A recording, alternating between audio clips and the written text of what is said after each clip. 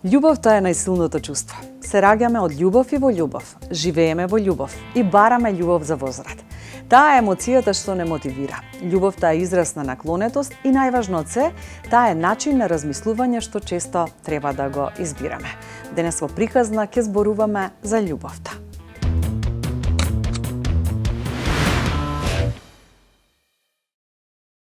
Најчестата работа која што недостасува во врската не е љубовта само по себе, него начинот на кој што се изразува и се комуницира љубовта. Љубовта често пати како да исчезнува, таа станува всушност невидлива. Многу од паровите кои што доаѓаат на терапија после 10, 15, 25 годишна врска или брак, знаат да кажат не знам дали навистина ја сакам или го сакам, повеќе се чувствувам како цимер или како партнер, но кога малку повеќе ќе се истражат оние длабоки емоции, она што се забележува е дека кај партнерите постои таа емоционална поврзаност, само не знаат како да ја изразат. А од друга страна, често пати се понесени од секојдневието, во смисла работа, рутини, обврски, или па многу често се појавува и некоја емоционална болка од минатото која што не е разрешена и сега повторно спречува некоја нивна поврзаност. Недостатокот е дефинитивно во комуникацијата, пред се на емоциите, а со тоа и на блискоста. Љубовта не исчезнува, таа се трансформира, расте исто како ние што растеме луѓето. Минува низ фази и облици кои што често не изгледаат како на првична заљубеност и иако можат да бидат подлабоки, посмислени, поинтимни, поискрени, доколку се негуваат на соодветен начин. Како изгледа еволуцијата на љубовта низ годините во брак? Првата фаза, таа е рана фаза која што ние викаме романтичен идеализам, кога во првите години на љубов од брак, љубовта е максимално со максимална возбуда, со идеализација, со силна физичка привлеченост. Партнерите најчесто се фокусирани на нивните сличности, поврзувањето е преку нивна страст и преку заеднички соништа и во оваа фаза можам да кажам дека емоциите се многу интензивни, меѓутоа се со мала стабилност. За разлика од следната фаза која што следува, тоа е средна фаза, тоа е фазата на реалност и на прераспределба на улогите. Тоа е онаа фаза кога љубовта веќе се соочува за прв пат со секојдневието, со реалноста. Значи се соочуваме со семејствата, децата, обврските, рутините. Тогаш прв пат партнерите гледаат дека постојат разлики помеѓу нив, дека се соочуваат со конфликти, со несогласувања кои што претходно не биле очигледни. И тука е она промена на љубовта од идеализам кон прифаќање, но ако нема таа емоционална зрелост, тука може да се појави емоционалното отуѓување. И зрелата фаза, тоа е тивката, стабилна и поддржувачка љубов, некаде после 10 години брак, љубовта станува поспокојна и подлабока и ако парот веќе после сите овие фази научил како да решава конфликти, како отворено да комуницира, како да гради емоционална блискост, тогаш веќе се јавува една љубов која што е полна со грижа, со љубов, со сигурност, со почит, љубов која што знае и за простување, и за прифаќање на несовршености и љубов која што е со силна емоционална поврзаност и со помалку онаа театарска страст која што е карактеристична за првата фаза. Љубовта ние ја гледаме како релацијски процес, не како нешто што или го има или го нема, туку како нешто што се создава, што се гради, што се негува. И токму таму кога ќе се наруши тој процес на поврзаност, уствари односот се суши и личи како љубовта да нема. Ние како терапевти, тука е нашата интервенција, повторно да се врати таа, да се работи на емоционалната поврзаност преку градење на комуникацијски вештини, преку слушање, покажување на грижа, разбирање и кога ќе се врати оваа комуникација, веќе повторно станува љубовта видлива. Верувам дека секој човек има емотивен шаблон, карактеристичен начин на кој што сака, на кој што се врзува и се поврзува со другите, најчесто на тоа во тие интимни врски.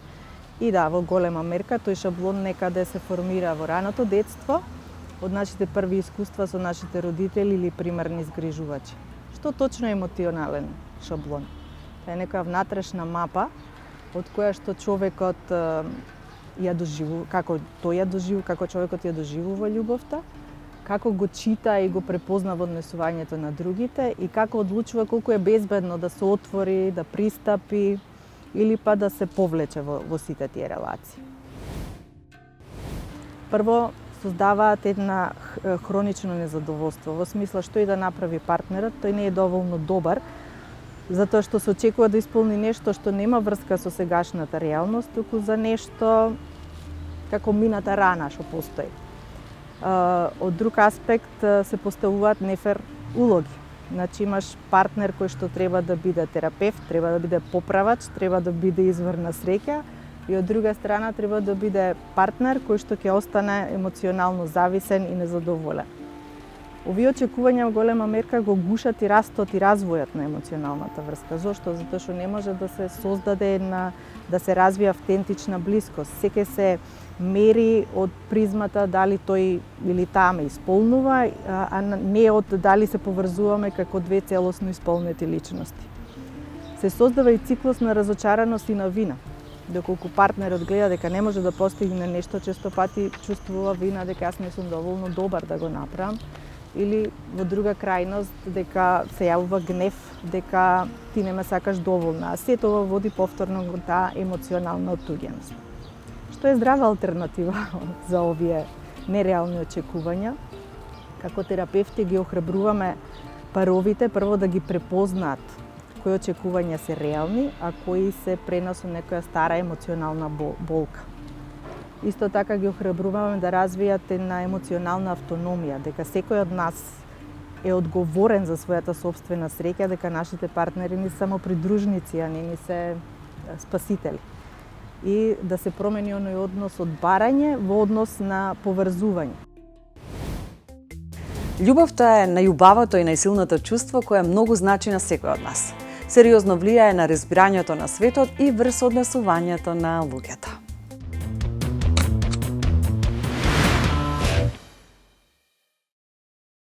Човекот живее за својата љубов. Прво што ми доаѓа на ум е една мисла на Светиот Августин во неговото дело Исповеди, кога зборува за феноменот на времето. Значи, како што вели Августин, вели кога никој не ме прашува за времето, многу добро знам што е. Ама кога ќе се обидам да му објаснам на тој што прашува, тогаш не знам што е времето. Мислам дека нешто слично би можело да се каже и за љубовта, во таа смисла што иако секој од нас интуитивно, длабински чувствува дека многу добро знае што е љубовта, кога ќе се обидеме да ја дофатиме во зборови, во дефиниции, тогаш очигледно јазикот до некаде не изневерува. Мислам дека многу тешко може да се проникне во нејзината суштина, затоа што таа во основа е веројатно една од најголемите тајни и мистерии на човечкиот живот. Но сепак филозофијата се обидува да даде некоја дефиниција, некој прелиминарен одговор. Според општото филозофско сваќање би можело да се каже дека љубовта представува едно чувство на длабока привлечност кон друга личност или кон некој друг објект, што подразбира познавање, грижа и одговорност за тоа што се сака. Во таа смисла, тоа представува една состојба во која што другото или другиот, она што се сака, представува вредност под себе. Она што не мотивира кон едно доблесно и благородно дејствување. Меѓутоа, ми се чини дека за секој оној кој што барем еднаш во животот вистински љубел, оваа дефиниција како да е премногу, би рекле, мирна, спокојна, неутрална. Таа не дофаќа еден многу битен аспект на љубовта, кој што, велам, го искусуваме низ нејзиното реално доживување, а тоа е една вулканска енергија, која што таа носи и која што е способна буквално да не исфрли од животната траекторија, од местото каде што се наоѓаме кога ќе не погоди. Французите имаат еден многу интересен израз за еден идиом за љубовта, феноменот на љубовта на прв поглед, coup de foudre, удар на гром. Во животот има многу нешта кон кои се насочуваме, за кои правиме планови и им ги подредуваме своите дејствувања. Љубовта е мотив и цел што го оправдува крајното посветување, понекогаш дури е можно и жртвување за неа. Па, влюбувањето е еден, ајде да кажам, процес кој што сите го имаме и низ текот на историјата, ако видиме наназад, многу често се менувал. Значи, од една страна, влюбувањето може да се гледа како биолошка потреба, односно Постои еволутивна причина за да може човекот да опстои, да можеме да како луѓе како вид нели репродукција да се случи, да продолжи да живее. Но од друга страна, низ текот на годините тоа го гледаме и тоа е нешто што се менува, почнувајќи што од Платон, па и романтизмот, нели цел тој еден период кој што ја менува динамиката на љубовта. Љубовта освен биолошко, односно влюбувањето, продолжува да биде и душевно, односно има една душевна димензија и секако една потреба да бидеме блиски, односно да создадеме целина со другиот. Повеќето луѓе добиваат некаква форма на љубов уште пред да стигнат до романтичните односи.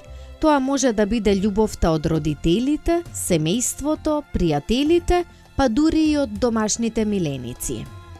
Не постои некое правило, постои можеби статистички одредени истражувања кои што покажуваат дека има некои образци кои што се повторуваат, но она кое што ајде прикла дека е најзначајно, можеби и најраспространато е дека теоријата на поврзување, односно како ние се поврзуваме со нашите родители или со оној што е примерен старател во детството, најчесто тоа понатаму ќе влијае врз начинот на кој што ние се поврзуваме со другите личности и секако и со партнерот. Меѓутоа тука многу ми е важно дека ова не мора да биде само за партнерската љубов, значи ова е понатаму и за пријателите и со другите луѓе со кои што ние кокреираме, односно создаваме контакт. И постои една теорија која што вика дека доколку во детството имаме, да речеме, сигурен образец на поврзување со родителот, најверојатно, односно најчесто понатаму во возрастната доба ќе продолжиме сигурно да се поврзуваме со другите и доколку сме имале некакво несигурно поврзување, може да се случи да бидеме избегнувачи, односно да избегнуваме контакт со другите и да некако не многу сигурно влегуваме во контакт со нив, или пак да станеме анксиозно, или тоа се вика анксиозен тип на поврзување, каде што па премногу ќе сакаме близина, премногу ќе го контролираме другиот, ќе се плашиме дека ќе бидеме оставени и така натаму. Меѓутоа, ова пак ќе кажам, не е нешто кое што важи за сите, а од друга страна, доколку некој се пронаоѓа во несигурниот тип на поврзување, тоа не значи дека тоа е нешто што не се менува. Најчесто со текот на годините, со емоционалната зрелост, со целото искуство животно што се случува и секако со самата работа на себе и свесност за себе, ова е нешто кое што е променливо и се менува, а понекогаш знае да се појави со одредени личности, а со други пак да не прави никаков проблем. На одредена возраст сите копнееме по љубов од некој што би можел да не игнорира, но не го прави тоа. Без ваква љубов, нашето чувство за сопствена вредност може да остане недовршено. Ова не значи дека треба постојано да бидеме во врска или дека животот мора да биде исполнет со романтични моменти. Но важно е да се чувствуваме како некој што е достоен за љубов.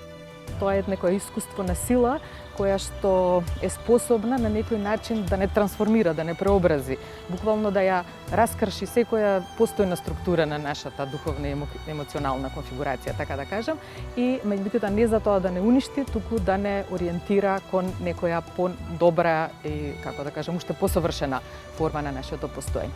И токму затоа ми се чини дека оно сваќање за љубовта кое што се е поврзано со ова чувство, всушност асоцира на едно длабоко доживување на некое претходно доживеано единство. Зашто ние често пати, кога го доживуваме тоа непосредно и автентично искуство на љубовта, имаме чувство како да не се среќаваме со таа личност или со тоа, со објектот на нашата љубов. И Бекон има една многу интересна мисла во која што парафразирајќи можеме да кажеме дека секој што љуби во основа своето срце го дава како заложник на судбината. Бидејќи никогаш не знаеме што ќе се случи, нели каква ќе биде судбината, што ќе го чека и тоа што го сакаме и нас заедно со него.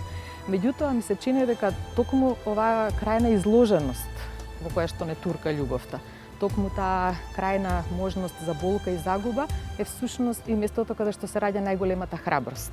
Затоа што тоа ни овозможува да го живееме целиот спектар на човештвото.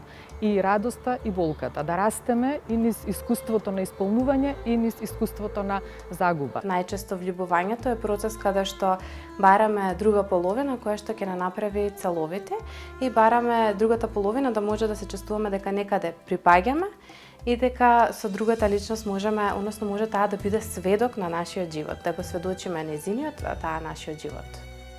Љубовта има три форми: Во секоја од нив чувствата се силни, но различни се предметот на сакање и желбите во однос на нив, па се разликуваат и постапките на луѓето во тие чувствувања. Постојат различни видови љубов: братска љубов, родителска љубов, љубов кон Бог, партнерска љубов. Партнерската љубов е поразлична од сите други облици на љубов. Таа е желба за потполно соединување со друга личност. По својата природа таа е посебна, а не универзална. Оваа љубов често се меша со експлозивно доживување на заљубеност, ненадејно уривање на бариерите што до тој момент постоеле помеѓу две личности кои до тој момент не се познавале. Во една врска многу е важно дека има повеќе аспекти да се сподели, односно јас велам како едно столче кое што има 3 ногарки. Од една страна е страст, нели, она што е физичко, она што е телесно, што е многу важно во романтичните врски. Од една страна е интимноста, која што е доста важна, таа е таа посветеност, емпатија, разбирање еден со друг, и третата ногарка е посветеност, односно колку нели имаме желба да се посветиме да работиме на таа врска. Доколку една ногарка се скрши од тоа столче, не може да стои, или пак две ако се извадат, воопшто не може да се функционира. И многу е важно да тука некако се остане на тоа дека за да една врска биде здрава, функционална и да трае, важно е да ги има сите 3 аспекти, односно да партнерите работат на трите. Некои луѓе се задоволни во долготрајни врски, други се среќни и со променливи љубовни искуства. Без разлика на нашите љубовни искуства, клучно е да знаеме дека некогаш сме биле сакани и дека тоа може да се повтори.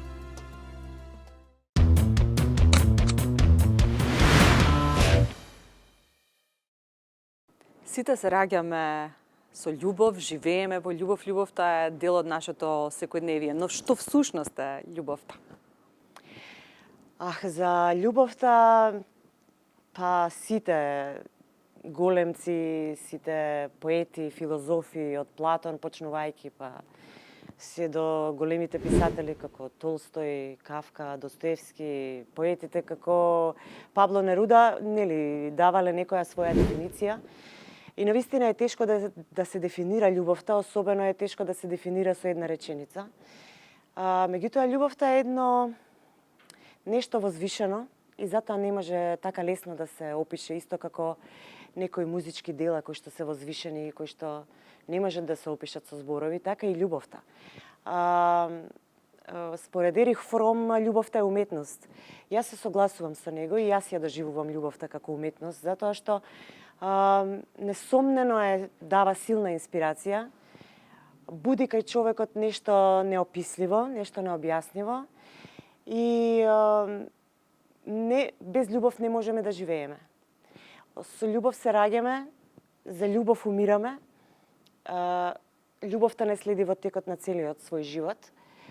Иако во последно време мора да признаам некако светот како да надвладеа злото, нели секогаш така ни се чини, меѓутоа па да не постоеше и љубовта, ја немаше да постои овој свет, така што мислам дека љубовта може би звучи како некоја приказна, како наслов на вашата емисија, нели во приказните на крајот љубовта секогаш победува, но и навистина кога постои љубов, тогаш работите си го добиваат својот природен и нормален тек. Љубовта не буди, љубовта не прави да бидеме луѓе, добри, креативни, успешни. Психолозите различно ја толкуваат љубовта низ нејзините фази, па разликуваме љубов од заљубеност. Да, точно. Јас не сум психолог, иако имам читано доста психологија и се интересирам. Повторно ќе го цитирам тука Ерих Фром, кој што е еден од омилените, и во неговата книга Уметноста на љубовта кажува дека заљубеноста трае 6 месеци. Не знам, не сум мерела, може би е така, кај сите луѓе, веројатно не го кажал тоа случајно. Заљубеноста е она првична искра, страст, нели, сексуалната привлечност е исто така тука хемија која што се раѓа меѓу двајца, на некој начин тоа е биологија или физиологија, не знам, меѓутоа Залюбеност е нешто што може да биде краткотрајно и да помине. Нели велат некој човек го гледаме со розови очила, кога ќе го запознаеме на почетокот, кога сме залюбени или залудени, и тоа може да се нарече и залуденост, не само влюбеност. Но љубовта е нешто што навистина трае и може да трае и вечно. Љубовта е подлабока, посуштествена. Љубовта бара дисциплина, бара одговорност, бара посветеност, бара толеранција, бара многу жртвување, пожртвуваност. Не можете да љубите ако сите овие елементи ги немате. Постојат многу токсични љубови, или јас, како што пишувам во мојата книга, се чини се уште постои љубов. Таа книга е за љубовта, за една возвишена љубов, вистинска љубов, нели? И една нељубов, односно грда љубов, ако може така да се каже, љубовта да биде грда, но љубовта може да се огрди, може да стане токсична, не заради двајцата партнери, често може да стане токсична и заради околината. Различни причини можат да бидат за да ја отрујат нивната љубов. Меѓутоа, ако е љубовта многу силна кај партнерите, тогаш ниту една бура, ниту еден земјотрес, ниту една планина врз нив да се сруши нема да може да ја уништат ако е силна и ако е вистинска. Јас верувам во таква љубов. Во денешно време им се воодушевувам на оние партнери кои што ја издржале играта на социјалните мрежи.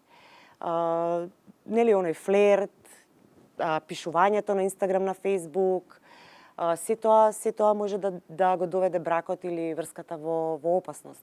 И потоа настанува онаа токсичност, ако зборуваме за таков тип на токсичност, далеку да не зборувам за оние за физичко или психичко насилство, сега тоа е веќе некоја друга тема. Ако го тргнеме физичкото и психичкото насилство на страна, иако е многу присутно, мора да признам, особено психичкото насилство за кое што се малку се зборува. Физичкото е видливо, но психичкото не е и тешко се докажува, но љубовта може да прерасне во токсична доколку влезе трето лице. Може ли љубовта да преживее предавство? Тоа е многу деликатно прашање, па мислам дека не. Јас сум малку потврдокорна, потрадиционална сум во моите сваќања околу љубовта, затоа што ако се случува предавство, тогаш не било љубов.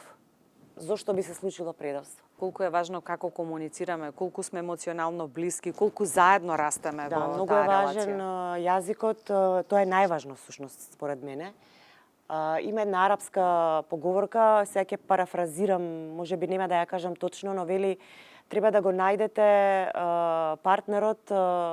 со партнерот да зборувате на ист јазик, а не целиот живот да ја преведувате сопствената душа. Значи, мора да имате ист јазик на комуникација, односно вашиот партнер или партнерка да ја разбира вашата душа, вашата суета, вашето его, вашиот поглед, да се разбирате со поглед.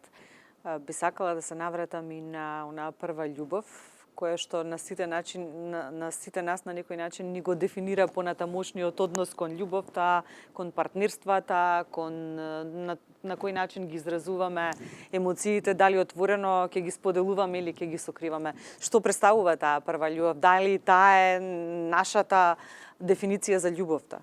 Првата љубов е најубавото нешто што може на човекот да му се случи. Секоја љубов, нели? Ама првата љубов е најинтересна затоа што се случува во млади денови. Тука имате секаков вид на игра, се спознавате себе си, го спознавате другиот, во секоја смисла на зборот. Не знам, имате ентузијазам, елан, бунтовници сте, бунтовници без причина или со причина, сеедно. Слободни сте. Таа љубов, првата љубов е слободна, бидејќи не зависите од ништо. Родителите се уште ви ги покриваат, нели, финансиските трошоци, живеете со нив. Сега збориме за онаа младешка, нели, прва љубов. И затоа е најубава, затоа што е слободна и не се соочувате со вистински реални проблеми, и таа ljubов е многу по фантазмагорична. Не би рекла дека го одредува понатаму правецот. Човекот во текот на животот се среќава со различни луѓе, со различни профили на луѓе, различни типови на луѓе. И различни интереси има, нели интересите се менуваат во текот на животот, па и со однос на интересите ние ги наоѓаме и партнерите. Затоа мислам дека не го одредува правецот на живот, но е некаков темел кон почетно спознавање на љубовта. Помага за да се развијат подлабоко понатамошните љубови, ако тие нели постојат понатака. Ако првата љубов продолжи до крајот и стане последна љубов, исто така тоа е еден прекрасен филм, прекрасна приказна, затоа што двајцата растат и созреваат заедно. Одат по истата патека, по истиот автопат. Ја избираме љубовта или љубовта не избира нас? Па љубовта е, јас можам да зборувам за самата себе, случајна. Мислам дека љубовта не избира нас. Нели во минатото, па и сега постојат избор. Моите баба и дедо така се земале, така се била нели свадбата во тоа време, во тоа време било тоа наместено. Потоа во текот на животот па се засакале и многу се сакаа до крајот на животот. И тоа е една многу убава приказна, ама јас повеќе сум за онаа случајна, суптилна љубов, која што сами ја избираме, ама пак таа не избира нас. Не ја избираме намерно. Сега јас ке се заљубам во тој и тој, ке барам таков и таков, или таква и таква. Мислам дека тоа не постои. Мора да биде љубовта спонтана, затоа што ако е калкулативна, ќе умре брзо. Љубовта предизвикува кај нас најчесто позитивни промени. Љубовта била извор или поттик за многу дела, како што и на почетокот споменавте. Дали љубовта беше предизвикот или музата за ваша инспирација во поглед на пишувањето на книгата? Секогаш љубовта не може да не биде инспирација. И несрекната и срекната љубов е силна инспирација за секој тип на уметност.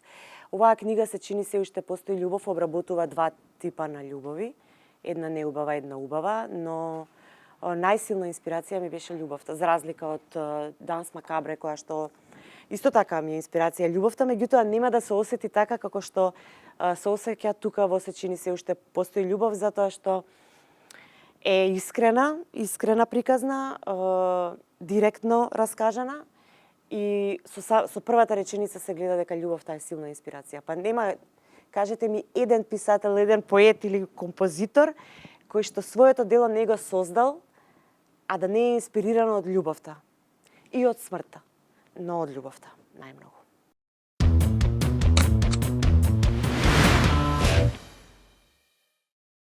Најбитна е љубовта. Ако имате љубов, се ќе се створите, сите тешкоти ќе ги надминете и ќе останете, ако планирате да остварите семејство.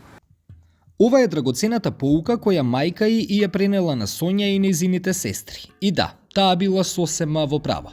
Сонја и Огнен се заедно скоро 3 децении. Нивната љубов во почетокот не ги исполнувала родителските очекувања. Кога јас и Огнен се запознавме, тоа беше навистина чиста и искрена љубов. Ние не се запознавме преку Facebook, Instagram, како што прават сега. Јас само го запознавав како текстописец и сакав неговите песни, а тој мене и воопшто не ме познаваше како новинар. Се запознавме во еден период кога јас требаше да наполнам 30, а тој имаше 24 години. Значи, пререче си 3 децении. Вие да стапите во врска со една зрела девојка, да имате 24 години или обратно. Вие веќе на прагот на 30-тата да запознаете 24 годишно момче, притоа дипломиран и отслужил војска, што беа многу битни елементи во тоа време, нема работа. Вие се заљубувате и решавате да живеете заедно после кратко време. Нормално. Не бев прифатена како снај девојка, иако не бев навредена, но тоа лебдеше во воздухот, не ги исполнував, особено на неговата мајка, замислите како треба да изгледа девојката или сопругата на нејзиниот син.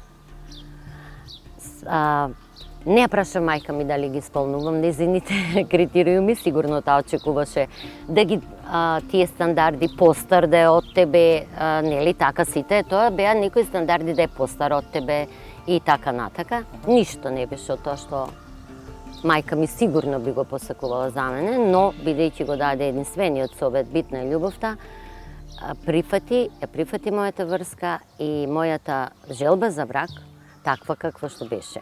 Ние, после 2 месеци, решивме да станеме родители, иако ја бев хонорарец, а и тој беше некој хонорарец во МТВ, и од таа љубов се роди Филип. Нивната врска минала бројни искушенија. Знаете, кога имате одредена сума пари, кога сте млад брачен пар и кога сакате да си уплатите дом и уплаќате дом и се радувате и гледате како пред вас расте и одеднаш поради системот, поради оваа држава, вие го губите.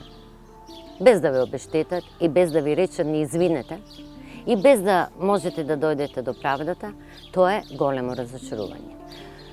Тука настана првото наше искушение. Нашата љубов беше ставена на тест. Зошто? Губиш материјално.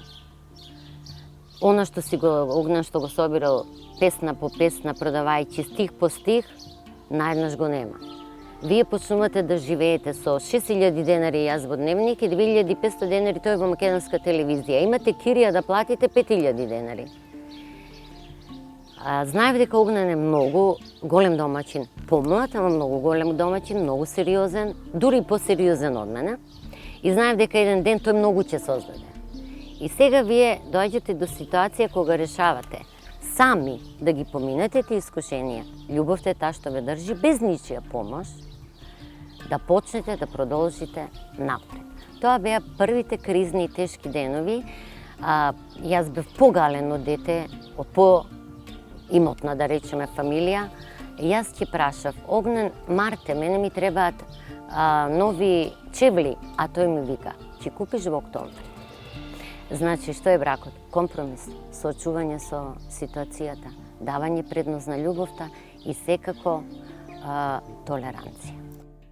Не е едноставно да бидеш во врска со уметник, смета жената која беше инспирација за текстот на една од најубавите песни на Тоше, Сонце во твоите руси коси. Да се живее со уметник е многу тешко. Сите жени кои имаат уметници знаат дека тие прво имаат некоја депресија. Не можеш да ја наречеш депресија како болест, туку од таа тага ги создаваат и своите најголеми дела. Уметникот има големо его. Колку јас во јавноста да делувам поотворена, позборлива и се, јас сама ја прифатив улогата да молчам. Огнен има големо его. Да молчам затоа што имам сестра гешталт терапевт и таа ме научи на едно правило. Секогаш ќе направиш табела и ќе кажеш што добивам ако останам во овој брак, а што добивам ако се заминам во тие тешки ситуации. Малите работи и вниманието се важни во љубовта. Јас не можам да замислам да се разбедам, а да не ме чека 2 кафиња подготвени од маж ми. Секој утро. Тој оди на работа, ни прави доручек и кафе. Да, јас едно по друго пијам кафе. Значи, тој е толку, можеби, мал гест, секој знае да си свари кафе. Меѓутоа, понекога се чудам, како успева да ни направи доручек. Ние сме повеќе ориентирани кон здрава храна и така натака, да ни направи доручек и да оди на работа. Никогаш не пропушта за викенди, обседнате со тоа, нешто да ни изготви и да бидеме среќни. Љубовта и почита ги пренесува и на нејзиниот син. Филип го учам да ја почитува жената во секој поглед. Го учам никогаш да не спомнува мама. Мајка ми ова правеше.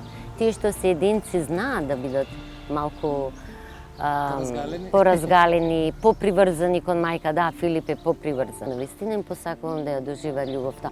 Она љубов што ние сме ја доживеале по старите генерации. Или барем да ја син ми и неговата сопруга да ја почувствува таа љубов што ние ја имавме со Огнен, затоа што сигурна сум дека ќе ги држи до крајот на животот.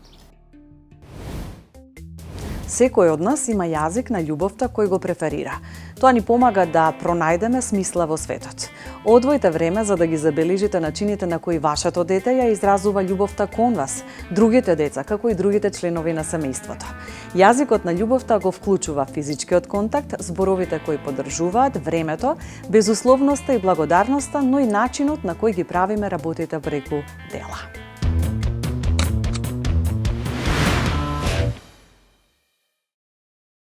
Биохимичарите ја сметаат љубовта за биолошки процес. Позитивното дружење предизвикува когнитивни и физиолошки процеси кои создаваат посекувани или корисни емоционални и невролошки состојби. Врската овозможува постојано активирање на сензорните и когнитивните системи кои го поттикнуваат телото да баре љубов и позитивно да реагира на интеракцијата со најблиските, а негативно на нивното отсуство. Во психолошките и филозофските теории се прави таа разлика, во смисла на тоа што влюбеноста се поврзува со некој аспект на идеализација на саканата личност, која што бидејќи го мобилизира целиот капацитет на нашето постоење, вклучително и најдлабоката биолошка, па и основа има и како да кажам, хемија, нели, мобилизација на целиот хормонски комплекс кој што е одговорен за чувството на среќа и влюбеност. Таа е навистина интензивна, меѓутоа по самата своја суштина не може да трае многу долго. Така, екстазата на некој начин не може да биде основен медиум, основно ниво, основен тон на нашето постоење. Меѓутоа ми се чини дека вистинската љубов е она во што влюбеноста се трансформира со текот на времето, во што се преобразува, доколку има вистинска основа и доколку има волја, трпение, одговорност и посветеност од сите што се инволвирани во љубовниот однос. Кога две лица се привлекуваат, се случува виртуелна експлозија на неврохемикалии како што е адреналинот. Експлодира огномет и ни се чини дека гледаме звезди. Кога сме заљубени, во организмот се ослободува фенилетиламин, кој действува на нервниот систем како лек. Доаѓа чувство на возбуда и хиперактивност. Исто така се лачи допамин, кој пак ни дава чувство на еуфорија. И тука е норпинеферин кој го максимира адреналинот. Коктелот од овие три хемикалии го дава ефектот што секој го знае и го обожава – заљубеноста. Комуникацијата е многу важен темел на љубовната еластичност. Знаете, кога нема комуникација, се вели дека можеби куќата има ѕидови, но нема прозорци, нема светлина. И чувството, кога се нема комуникација во некој реално важен однос, ми се чини дека можеме да го споредиме со оној ужас што би не обземал, замислете, например, застанувате пред огледало и не го гледате сопствениот лик. Како да не постоите, едноставно. Ми се чини дека комуникацијата е таа што ни овозможува и да се видиме себе си во другиот и него да го видиме во себе си. Безусловната љубов честопати е погрешно сватена како концепт кој подразбира прифаќање на секое однесување или околност во релацијата, без оглед на тоа какво влијание има. Најчесто сите ние сакаме љубовта да трае вечно, како во приказна или филм. Мислам дека тоа зависи од смислата во која што го сваќаме зборот вечно. Ако го сватиме во една филозофска, метафизичка, да кажам, смисла, тогаш ми се чини дека секоја вистинска љубов трае вечно. Зошто? Затоа што таа ни овозможува во времето да оствариме нешто што го надминува времето. Тоа е оној стремеж за бесмртност за кој што зборува и Платон. Достоевски вели дека ако во нашето детство имаме само еден убав, пријатен, автентичен спомен на вистинска љубов, душата на човекот е спасена за цел живот. Ми се чини дека ова важи за љубовта општо. Сега, ако зборуваме за вечно траење, како во социјална смисла, значи љубов која што се среќава и е вечен придружник низ целиот живот на човекот, мислам дека тоа не е невозможно, меѓутоа е релативно ретко и бара постојана посветеност, грижа, трпение и упорност. Сега, дали е тоа мит? Обично филмските нели клишеа завршуваат на моментот кога ќе се најде љубовта, парот се венчава, нели, и филмот завршува. Меѓутоа вистинскиот филм почнува дури тогаш.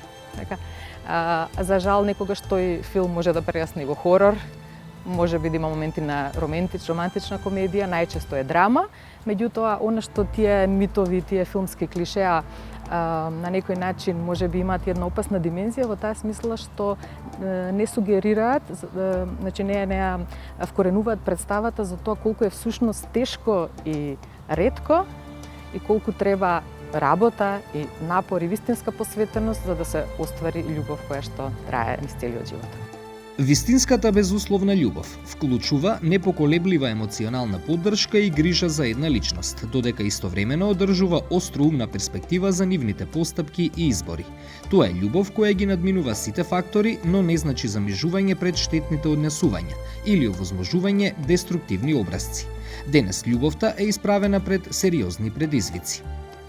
Мислам дека е неопходна, но за жал не е доволна, затоа што, како што и претходно рековме, таа е еден многу сложен вид однос меѓу луѓето или меѓу човекот и било што му е драго и вредно, кое што не стои во место и ако стои во место, тогаш паѓа, а не се развива. Значи, потребна е активна грижа и таа грижа не подразбира само афективна привлечност, не подразбира само влюбеност, не подразбира само телесна страст, или не подразбира само повременлив интерес на личностите еден за друг, туку подразбира и еден друг вид компатибилност на ниво на вредности. Значи, заедничко стремење кон нешто што личностите заедно, секој за себе и заедно го доживуваат како вредно и важно. Затоа што ако го нема таа чувство на одење во иста насока, нели? На автомобилот му треба мотор, меѓутоа му треба и гориво, му треба мапа, му треба согласност околу тоа во која насока заеднички се оди. Ако го нема тоа, тогаш за жал се доаѓа во една ситуација која што прочениот поет Мајаковски во една од своите песни го има опишано како љубовниот брод се скрши во судирот со стварноста. Значи, на некој начин таа компатибилност на личностите и карактерите е тоа што врз базата на љубовта е многу битно за заедничко изградување. Љубовта може да не излечи, но и да не уништи. Таа има трансформативна моќ во двете насоки. И во насоката на лекување и, како што реков, допир до некое повисоко и поавтентично ниво на нашето суштествување, меѓутоа за жал може навистина да биде и најдлабоката рана и да не скрши на таков начин што често пати е многу тешко да се опоравиме, но ми се чини дека тука исто така треба да се направи една концептуална финеса. Дека можеби врз основа на она сваќање на љубовта што мене ми е блиско, можеби и не е конзистентно да се тврди дека вистинската љубов може да уништи. Веројатно уништуваат искуства кои што под маската на љубовта се нешто друго. Ми се чини дека вистинската љубов во себе ја носи браната од повредувањето и уништувањето на она што го сака. Изгледа дека сите битни емоции позитивни во човечкиот живот го имаат она што жаргонски може да се нарече лош брат близнак или свој најблизок непријател, нели?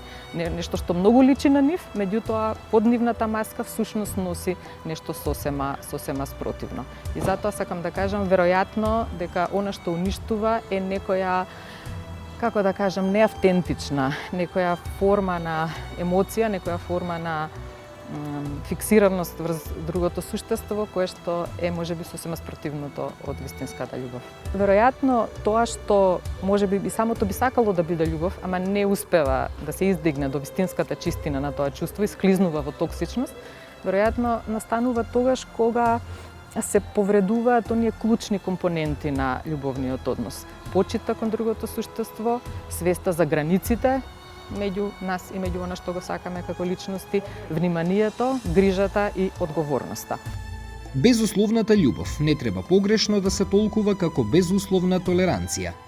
Љубовта може да биде здрава љубов или нели оно кон кое што сите целиме, но од друга страна многу често се случува и тоа е еден голем проблем да љубовта е зависна или пак од друга страна може да биде и манипулативна. Сега зависната врска е нешто кое што би рекла дека доста повеќе се зборува во текот на годините на ова.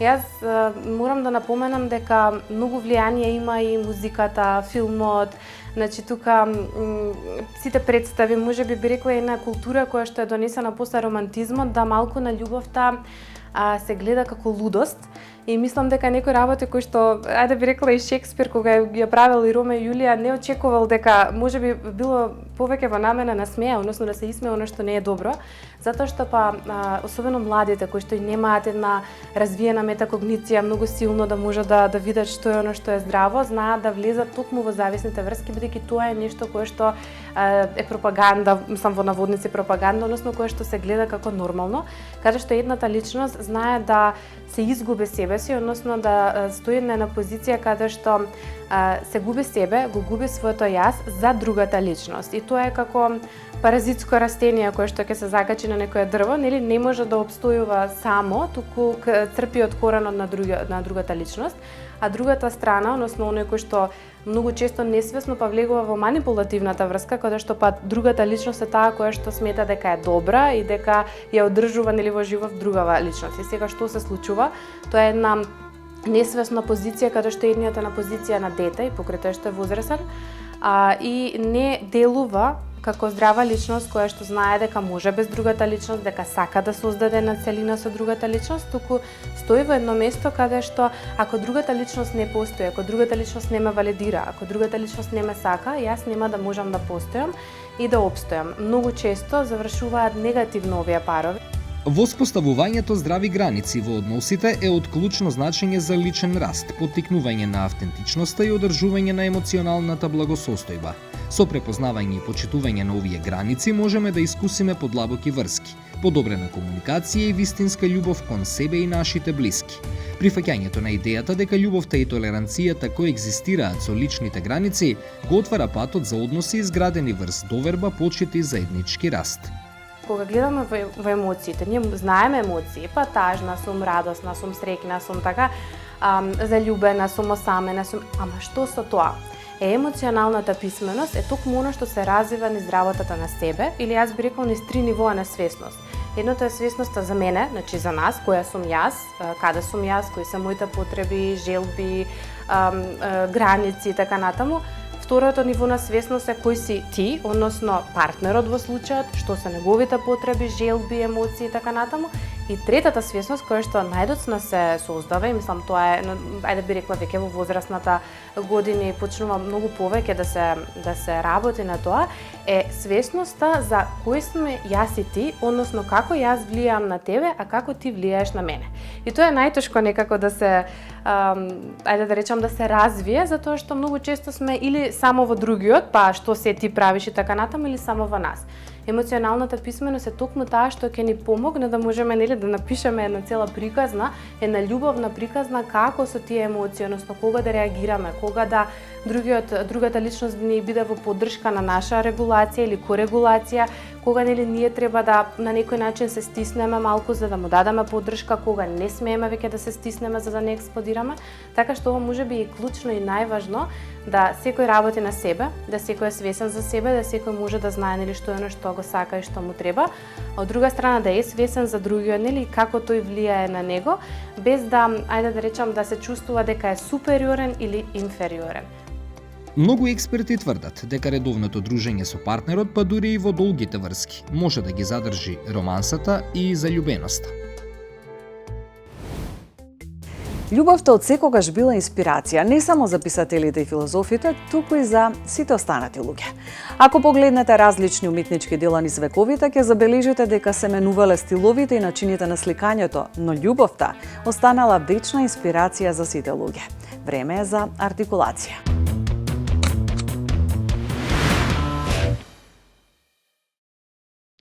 Љубовта е насекаде. Таа е универзална.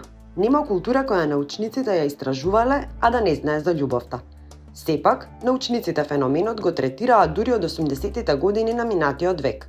Од тогаш, психолози, невролози и социолози се обидуваат да и влезат во трагата на љубовта и наоѓаат различни одговори на прашањето што всушност е љубов. Научници од Кралскиот коледж во Лондон користеле скенер, магнетна резонанца за скенирање на заљубениот мозок. Откриле дека деловите на мозокот поврзани со награда и задоволство биле активирани, додека деловите поврзани со моралните прашања биле деактивирани. Љубовта е двигател, најмокната емоција која руши ѕидови, предрасуди, која дава живот и му дава смисла на животот. Символ кој спојува светови и од разликите прави една совршена симбиоза. Тоа е се за денес. Довидување до следната приказна.